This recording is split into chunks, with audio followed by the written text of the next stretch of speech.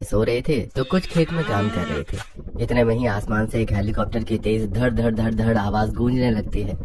Helicopter के आने से आसपास की चीजें कांप रही थी तो कुछ सूखे कपड़े उड़ गए थे जैसे कि आंधी आ रही हो। अरे, हमारे गांव में हेलीकॉप्टर कैसे आ सकता है? अरे कहीं कोई मंत्री तो नहीं आ रहा है? अरे मंत्री का कैसे हो सकता है? ये तो किसी गरीब के घर के आगे मंडरा रहा है।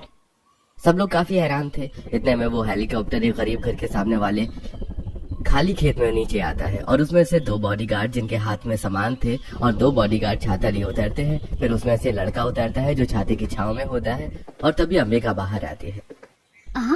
आप यहाँ? अरे, ये इसे कैसे जानती है? गांव के सभी लोग हैरान थे कि आखिर हेलीकॉप्टर में बैठकर आने वाला शख्स एक गरीब झोपड़ी के आगे क्यों रुका और अंबिका उसे देखकर हैरान क्यों हो गई थी। क्या दोनों एक दूसरे को पहले से ही जानते थे? आइए ये जानने के लिए कहानी में कुछ समय पीछे चलते हैं, जहाँ चिलचिलाती धूप में गांव की सूखी पगडंडी से टूटी चप्पल पहने अंबिका सिर पर पानी का घड़ा रखकर घर लौट रही थी। पसीने से चेहरा लाल था। हाय राम, कितनी गर्मी है, मेरे तो पैर जलने को आए हैं इस टूटी चप्पल में भी। क्या अंबिका दीदी तुम्हारी मटकी फोड़ दूं? अगर ऐसा नहीं चाहती हो तो चुपचाप से जल्दी बाहर आ जाओ, खेलने का टाइम हो गया है। अरे अरे, घर पर मटकी तो रख कर आने दे। आती हूँ, गर्मी में पानी से मजाक मत करो, वैसे ही बड़ी मुश्किल से पानी लाई हूँ। अंबिका घर के अंदर पानी का मटका रखती है, तब उसकी माँ खाना बनाकर उसे देती है। हे भगवान, बहुत तेज गर्मी हो रही है, मैंने थाली लगा दी है, खाना खा ले।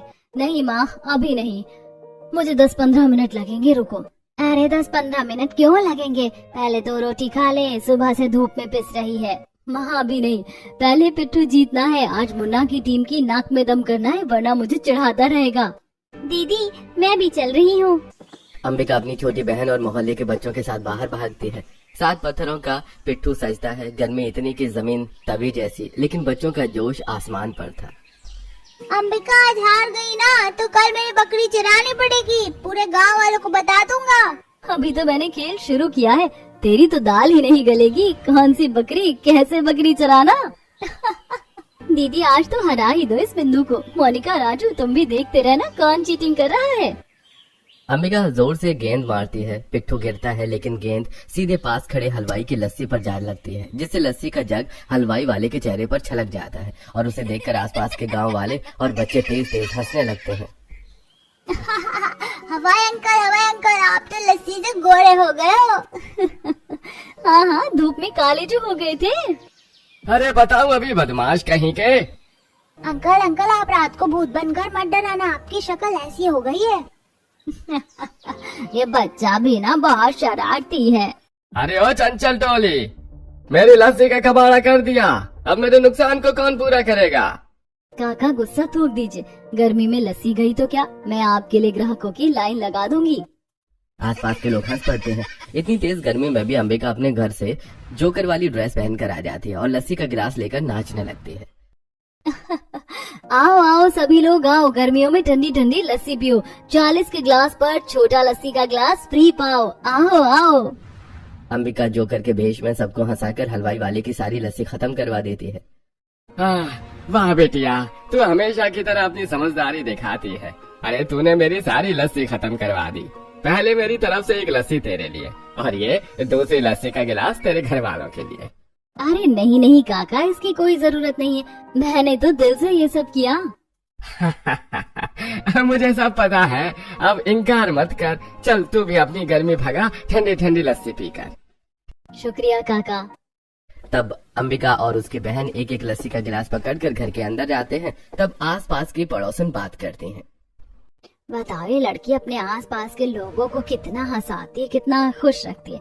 बच्चों के साथ बच्ची बन जाती है, बड़ों के साथ समझदारी दिखाती है, लेकिन इसकी मुस्कुराहट के पीछे का दर्द कोई नहीं जानता। घर में सबके लिए कितना कुछ करने की कोशिश करती है।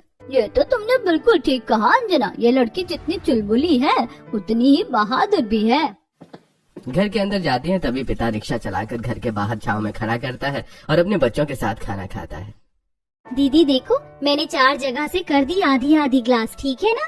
हाँ ठीक है, लेकिन एक ग्लास तो पापा को दे दे, मुझे नहीं पीनी, पापा बाहर से आए हैं। अरे घर में लस्सी कहाँ से आ गई? ये आपकी बड़ी लड़की है ना, आप तो जानते ही हैं इसको। बस हलवाई वाले ने इसे इसके करतब के इनाम में लस्सी दे दी। अपने हक की चीज और कितना बांटेगी। अपने सपने भी तो हमारे लिए अधूरे छोड़ दिए, कम से कम लस्सी तो पी ले। और क्या, हमें तुझ पर बहुत गर्व महसूस होता है कि तू हमारी बच्ची है। बस बस मम्मी पापा, मुझे बातों से नहीं, खाने से पेट भरना है। चलिए शुरू कीजिए। अब सभी लोग सूखी दाल रोटी के साथ लस्सी का मजा लेते हैं। इतने में तेज हवा से खिड़की से पर्दा हट जाता है और धूप अंदर आने लगती है। हे भगवान, एक तो वैसे इतनी गर्मी हो रही है, खाना खाने का मन भी नहीं कर रहा है, ऊपर से ये पर्दा और ये गया धूप अंदर आने लग गई। पापा ये देखो ना, पंखा कैसे खटर खटर चल रहा है, आवाज भी करता है, हवा भी नहीं देता। घर में कूलर कब आएगा? बेटा अभी तो आने से रहा, लेकिन कोशिश जरूर करूंगा कि कूलर आ जाए। अब पहले जैसा जमाना नहीं रहा कि कूलर 2-3 हजार रुपए में आए। अब 10-15 हजार के कूलर आते हैं। और जब हम छोटे थे तो इतने में तो तब एसी लगा करती थी दूसरों के घर में, लेकिन आज एसी भी 60-70 हजार रुपए से कम का नहीं लगता। बाप रे, इतनी महंगाई बढ़ गई है। हाँ बेटा, बहुत। पहले सब कुछ इतना सस्ता था कि 1 रुपए 2 रुपए में 1 किलो 2 किलो आटा था, 1 रुपए की गोलगप्पे खाते थे। अब गया वो जमाना, कमल है तो सब मुमकिन है। क्या बात मम्मी?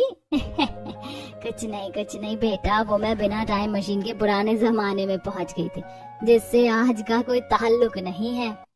तब खाना खाने के बाद बनवारी रिक्शा लेकर कड़ी धूप में निकल पड़ता है, जहाँ 20 रुपए में लोगों को बिठाते हैं और उनकी मंजिल तक पहुँचाना है।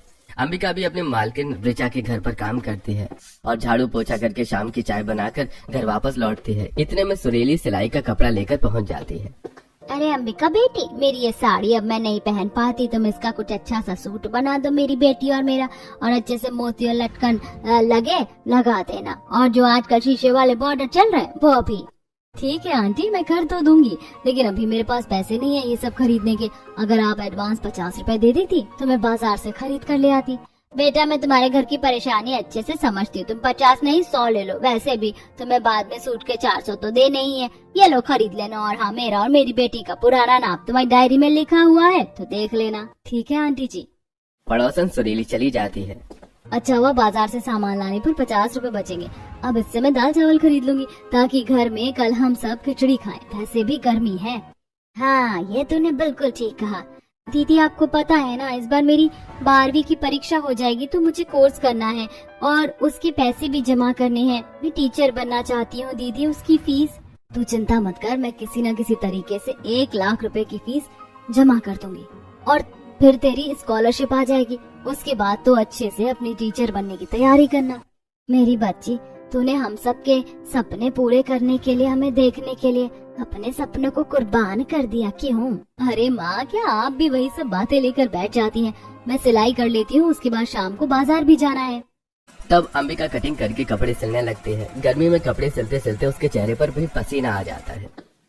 दीदी मैं तुम्हारी मदद कर देती हूँ, तुम्हें 2 घंटा हो गया ऐसे बैठे बैठे कमर दर्द हो जाएगी। तू मेरी फिक्र मत कर, अपनी पढ़ाई पूरी कर, मैं अपना कर लूंगी, होने ही वाला है। तब प्रिया अपनी बहन की बात सुनकर वापस पढ़ाई करने लगती है और अंबिका अपना सिलाई का काम पूरा करती है। यह है अंबिका जिसने अपने परिवार को चलाने के लिए अपने टीचर बनने के सपने को कुर्बान कर दिया। कुछ समय पहले घर में पैसे नहीं थे। अंबिका की 12वीं कक्षा पास हो चुकी थी, लेकिन घर में हालात इतने मजबूर थे, माँ बीमार, बहन छोटी, पिता पर ठीक से कोई काम नहीं था, जिसके चलते अंबिका दूसरों के घरों में झाड़ू पोछा करने लग गई। और इसके बाद वो घर जाकर थोड़ी बहुत सिलाई करती है और उसमें से भी टाइम बच जाता था तो 2 घंटा शाम को 8 बजे तक बच्चों को ट्यूशन भी पढ़ाती थी। दीदी मुझे ये वाली मात्रा नहीं आ रही है, कैसे याद करूँ? बहुत आसान है राजू, जैसी मात्रा है वैसे ही शब्द से आवाज भी निकलती है, जैसे कि अनार। अनर तो नहीं है तो आ की मात्रा पर जोर दो बोलने पर। यही सब करके वो थोड़े थोड़े पैसों से अपने पिता को एक रिक्शा दिला देती है और घर का खर्चा चलाती है। उसके पिता उसके बाद रिक्शा चलाने लग जाता है और वो अपना काम करती है। बहन की पढ़ाई और घर के राशन का खर्चा उठाती है। खैर, सिलाई करने के बाद वो शाम को बाजार जाकर सिलाई से जुड़े कुछ जरूरी सामान लेकर वापस आ जाती है और फिर आकर बच्चों को ट्यूशन पढ़ाती है। दिन ऐसे ही गर्मी में बीत रहे थे, जहाँ 2 वक्त की रोटी मुश्किल से खाई जाती थी। सुबह 8 बजे अंबिका मालकिन के घर काम करने चली जाती है और उसके पेड़ पौधों में पानी देती है। अरे तुम्हारा ये काम तो हो गया है, तो कुछ स्ट्रॉबेरी शेक और सैंडविच बना दो। आज मुझे लाइट ब्रेकफास्ट करना है और उसके बाद मुझे मेरा पूरा रूम क्लीन चाहिए। जी दीदी, करती हूँ। तब अंबिका